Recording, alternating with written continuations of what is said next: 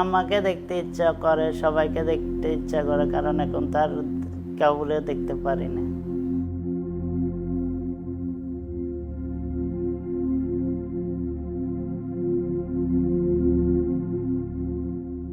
প্রথমে সাদের থেকে পুলিশে গুলি করছে, যাত্রাবাড়ির থানা সাদের থেকে ডাইরেক্ট পায়ে ইয়ে আঘাত করছে গুলি। ওইখানে পায়ে গুলি খাওয়ার পরে তো আমি 1 ঘন্টা 20 মিনিট পায়ে গুলি খাওয়ার পর পড়ে রয়েছি, কারণ ওইখানে ওই জায়গায় তখন কেউ ছিল না যে আমার উড়ে নিয়ে যাবে, ওই কোনো লোক ছিল না, সব পুলিশ আর ছাত্রলীগের পোলাপাইন ছিল।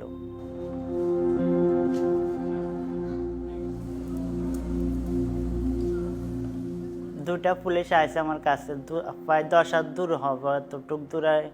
আমি ওদেরকে বারবার না করছি যে আর গুলি করতে না, পরে আমি না করার পরে আমার সিডা গুলি করছে, চোখ বেড়া করছে প্রথমে, পরে চোখে মারার পরে আর কিছু দেখতে পারি নাই। পরে একটা আঙ্গুল দিয়ে দেখি যে 2টা দাঁত পড়ে গেছে, দাঁত ভাঙ্গি, দাঁতের গালে দিয়ে রক্ত, মুখ টুক সব ভাসি গেছে রক্ততে।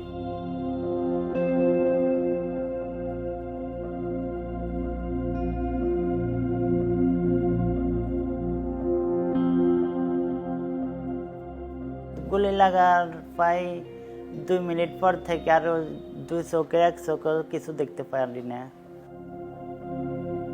এটার ভিতরে 5টা, এটার ভিতরতে 4টা বাইর করছে, এটার ভিতরে 5টা থেকে 4টা বাইর করছে, একটা রয়ে গেছে। 2 চোখে তো 1 চোখেও দেখতে পারিনি, এটা সম্ভব না। ডাক্তার এটা বলছে, কিছুটা ট্রিটমেন্ট করছে, করার পরে তারপরেও অতটুকু ইস্যু দেয় নাই যে দেখবো কিনা।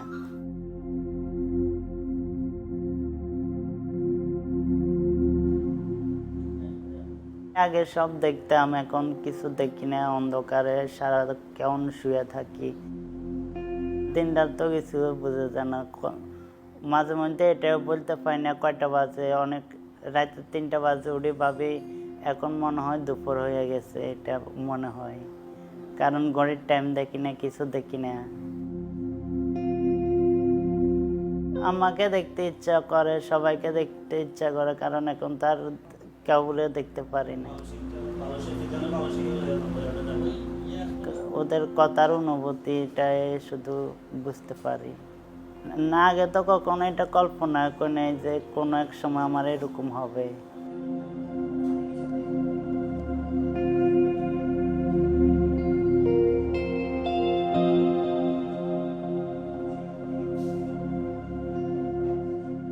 স্বপ্ন নিয়ে গেছি, কারণ একটা সরকার অনেক দিন দেশে আছে, তারপরে যাই এই সরকার আর আমরা চাই না, নতুন করে একটা সরকার গঠন হোক, এটা চাই, এই উদ্দেশ্যে গেছি। নতুন সরকার গঠন হয়েছে দেশের জন্য, ভালো লাগছে এটাই।